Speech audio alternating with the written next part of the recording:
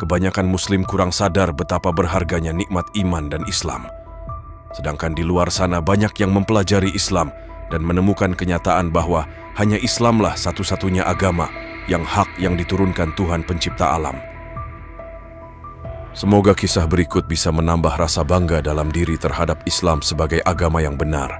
Tapi global konteksnya waktu itu yang saya lihat adalah di dalam Bible ada kesalahan ayat-ayat, ada kesalahan sains, kemudian ada kontradiksi, ya. Terus kemudian konsep ketuhanannya juga mereka bisa bantah dengan begitu gamblang gitu lah. Kira-kira yang mana? Saya sembah menjadi Tuhan. Apakah manusia laki-laki yang berbadan kekar, berambut gondrong, jenggotan, matanya biru, atau patung-patung, atau matahari dan bulan, atau Tuhan yang tidak kelihatan, tetapi Dia Maha Kuasa yang menciptakan saya gitu. Jadi tidak mungkin yang namanya Tuhan Sang Pencipta itu jadi manusia, ya, tidak mungkin jadi anak manusia, dan tidak mungkin berubah.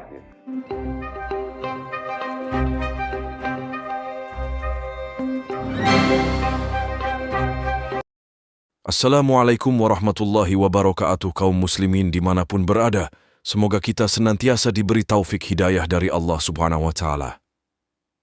Di video ini kita akan mereaksi sebuah kisah seorang mu'alaf cerdas yang berpikir logis dan kritis bernama Dondi Tan, atau lebih akrab dipanggil Koh Dondi, yang mempelajari dan membandingkan banyak agama sampai beliau meninggalkan agama sebelumnya dan menjatuhkan pilihannya pada Islam. Bagaimana kisah beliau dalam menemukan kebenaran dan menjemput hidayah? Mari sama-sama kita saksikan. Banyak itu, ada beberapa pilihan, malah jatuhnya ke Muslim. Ini gimana ceritanya awalnya? Jadi gini, awalnya kira-kira tuh antara dari tahun 2007 sampai 2014 ya. 2007 bokap gua masuk Islam duluan. 2007? Oh. Bokap gua malah masuk Islam dulu. Dulu apa? Dulunya sempat dari Konghucu, terus ke Kristen. Dari Kristen malah ke Islam. Dari kecil saya dibawa nenek saya yang militan. Jadi nenek saya tuh militan. Setiap minggu nggak pernah absen ke gereja. Mau naik beca, mau naik sepeda, mau naik motor, pokoknya nenek saya pasti bawa saya ke gereja. Mama saya malah kalah militan sama nenek saya. Ya, dari bayi sampai saya besar, remaja. Kalau dulu saya dibopong, digendong. Setelah remaja saya yang boncengin nenek saya ke gereja. Gitu. Jadi saya memang ya boleh dibilang tumbuh besarnya di gereja. Gitu. Saya sudah akrab dengan kegiatan gereja, mau yang remaja, mau drama. Tapi saya lupa dulu saya jadi apa waktu drama itu. Berlatar belakang dari keluarga Kristen yang taat, Koh Dondi kecil tumbuh sebagai remaja yang cerdas dan berpikiran luas. Walaupun pada awalnya menganggap Islam dan Kristen itu keduanya benar, namun pada akhirnya beliau melihat fakta yang sebenarnya. Tapi dari kecil saya nggak pernah punya impresi negatif terhadap Islam. Karena saya tumbuh besar juga memang di kampung yang mayoritas Muslim. Waktu itu saya cuma berpikir gini, karena saya kan sudah familiar dengan Bible ya. Iya. Jadi saya tahulah kisah-kisah di dalamnya. Jadi saya cuma mikir Islam sama Kristen itu seperti ya, dua orang anak, satu bapak, lain mak gitulah. Gitu ya, kayak misalnya kayak sama Ishak sama Ismail lah gitu ya. Jadi memang saya berpikir bahwa kalau Kristen itu dari Ishak keturunannya, kalau Islam itu udah melalui Ismail. Cara beribadahnya aja berbeda. Tapi sebenarnya ininya sumbernya satu. Abraham. Saya berpikir Tuhannya satu. Tuhannya Abraham. Waktu itu saya berpikir Tuhannya Kristen dan Tuhannya Islam itu sama. Gitu.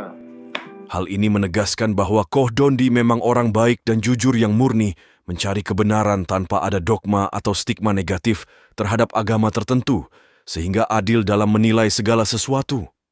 Lalu bagaimana awal mula beliau mulai ragu terhadap keyakinannya yang dulu, sehingga ingin mencari kebenaran yang sesungguhnya? Ternyata setelah kira-kira beberapa tahun sebelum saya meluk Islam, ya namanya sudah zaman YouTube ya, tahu-tahu nongol lah videonya almarhum Syekh Hamid Didat. Bahkan dulu pernah ada kegiatan lomba buka Bible, cari ayat gitu. Saya juara 2 dulu. Ternyata kepake ilmu itu. Kepake untuk sekarang ya? Bukan, kepake pada waktu saya pertama kali nonton videonya almarhum Syekh Hamid Didat. Pada waktu saya nonton videonya almarhum, beliau menyebutkan ayat-ayat kan. Saya ngikutin cepet bukanya. Dia ngomong apa saya langsung buka. Dia ngomong apa saya langsung buka. Cepet. Nah, in the same day, the Lord will shave with a hired razor. The Lord means God will shave with a hired razor. Wahjam, halak. Hired razor, this one here, sir. They didn't have safety razors then. Hired razor, the cutthroat, we call them cutthroats. With those from beyond the river, with the king of Assyria, the head and the hair of the legs. He will shave your head and the hair of your legs. It doesn't say how high. Itulah salah satu cuplikan ceramah Syekh Ahmad Didat yang membuktikan bahwa dalam kitab Kristen sendiri terdapat keraguan bahkan terkesan merendahkan derajat Tuhan. Dapatkah kita bayangkan bahwa Tuhan menyewa sebuah pisau cukur, lalu mencukur rambut dan bulu betis orang-orang di sungai? Astaghfirullah wa na'udzubillah min dzalik. Nah, itu yang menjadikan akhirnya saya mengetahui apa yang Syekh Ahmad Didat bicarakan. Video dia saya tonton, pindah ke video-videonya Dr. Zakir Naik. Tahu lah ya, Dr. Zakir Naik. Nah, memang kedua dai ini kan memang sangat berani dan memang sangat menguasai Bible.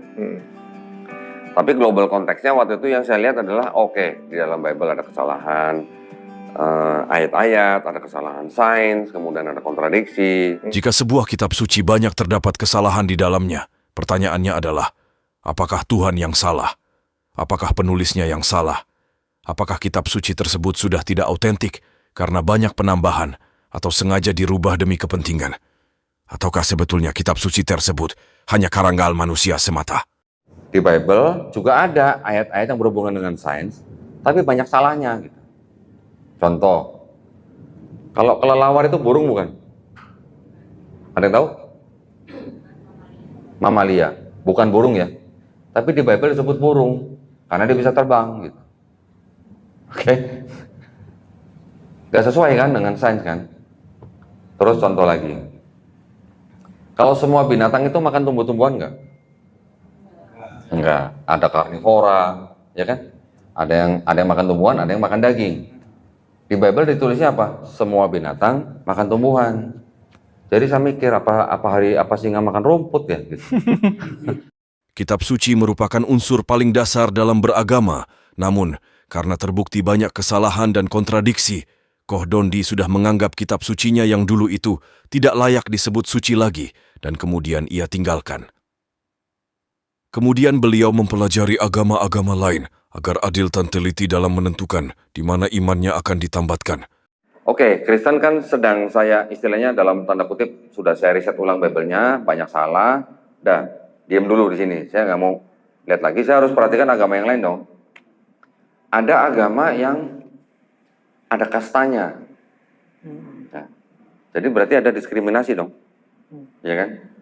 Jadi kalau orang yang kastanya paling rendah, dia berjalan di depan orang yang kastanya tinggi, bayangan dia mengenai makanan yang ada di depannya orang yang berkasta tinggi, makanan ini harus dibuang, nggak boleh dimakan. Sampai segitunya. Ya. Terus kemudian ada agama yang mengajarkan kebaikan, kita berbuat baik, nggak boleh mencuri, nggak boleh segala macam, tapi konsep ketuhanannya tidak menonjol.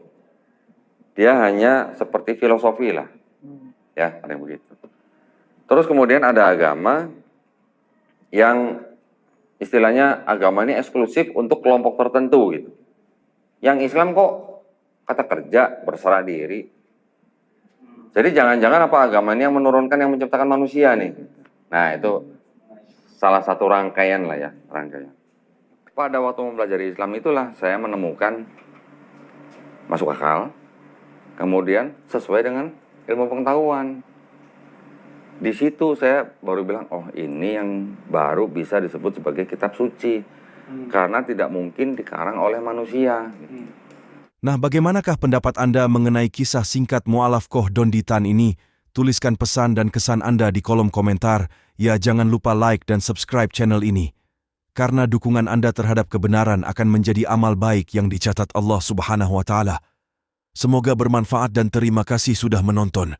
Wassalamualaikum warahmatullahi wabarakatuh.